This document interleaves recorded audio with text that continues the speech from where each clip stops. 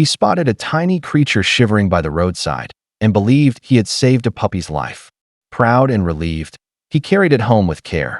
But when the vet examined it, his face turned pale. "This isn't a puppy," he whispered. What happened next shocked everyone.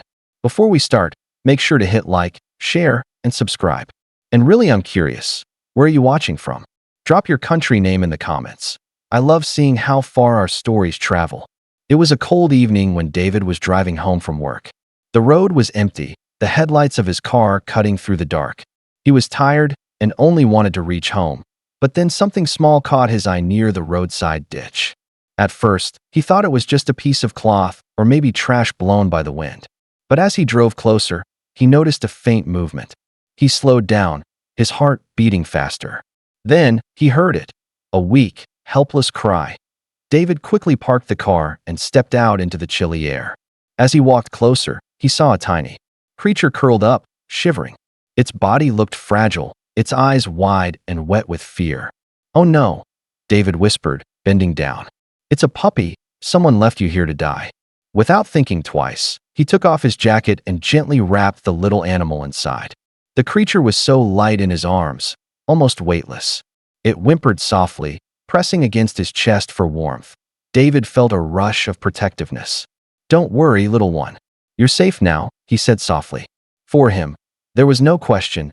He was going to save this puppy, no matter what it took. At that moment, he had no idea what shocking truth waited ahead. When David reached home, he quickly placed the tiny creature on a soft blanket near the heater. The little body was still trembling, but slowly it began to relax in the warmth. David hurried to the kitchen, poured some milk into a small bowl, and carefully held it near the animal. At first, it didn't move. Then, with weak steps, it crawled forward and began to drink. Its small tongue moved quickly, making little sounds that made David smile. "Good boy," he whispered. "You're going to be okay." The more David looked at the animal, the more his heart softened.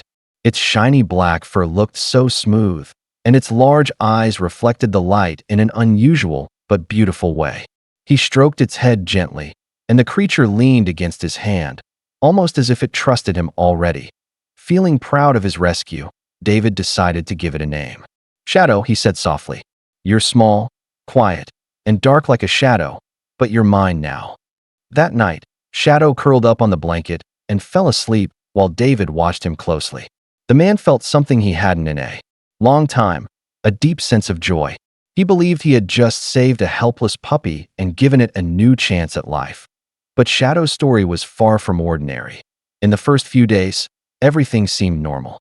Shadow slept a lot, ate small meals, and followed David around the house. But soon, little things began to feel unusual. One night, as David sat in the living room reading, Shadow suddenly darted across the floor. It wasn't the playful run of a puppy. It was fast, silent, and almost too smooth. In one leap, Shadow jumped onto the couch without a sound, landing like a wild hunter. David froze, surprised by the strange movement.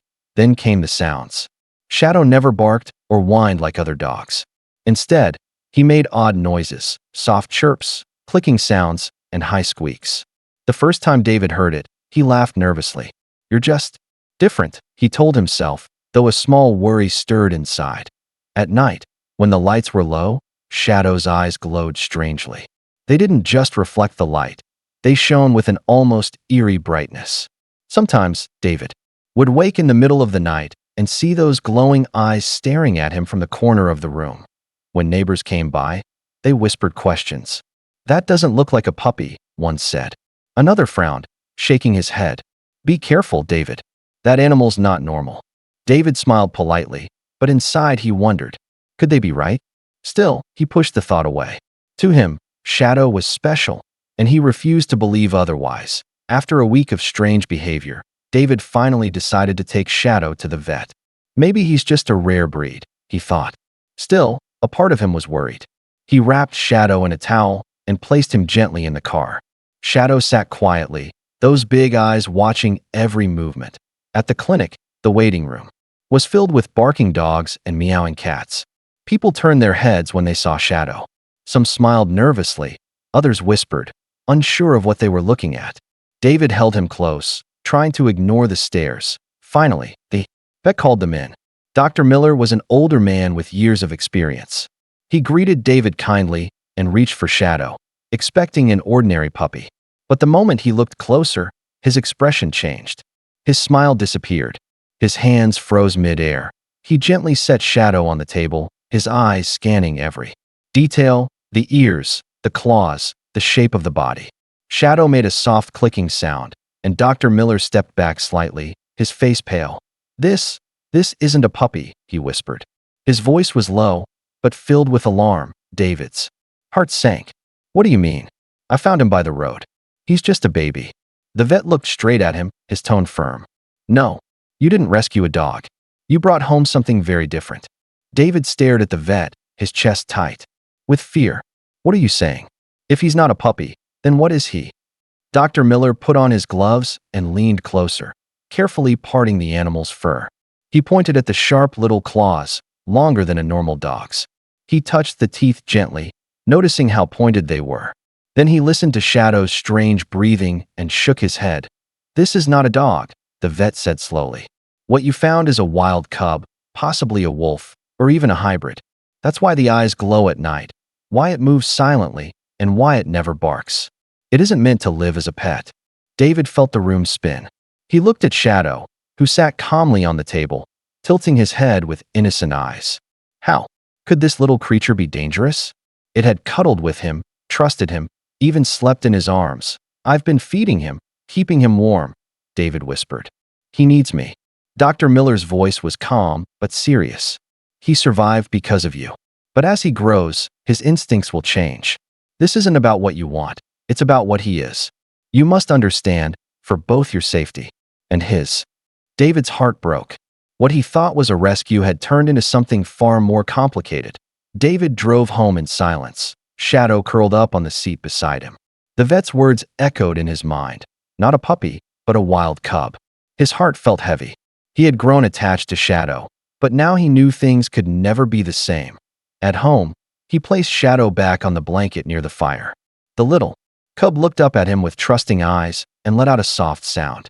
David sat down, his hands covering his face. "What am I supposed to do with you?" he whispered. Over the next few days, David searched for answers. He read articles, spoke to wildlife experts, and learned how dangerous it could be to raise a wild animal in a normal home. It was heartbreaking, but deep down he knew the vet was right. Shadow needed something more than love.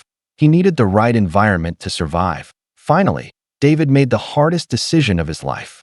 He contacted a sanctuary that cared for wild animals. When the day came to say goodbye, Shadow pressed close to his chest, as if sensing the change. David's eyes filled with tears. "You'll be safe here. This is where you belong." As he watched Shadow leave, David realized something important. Sometimes saving a life means letting it go.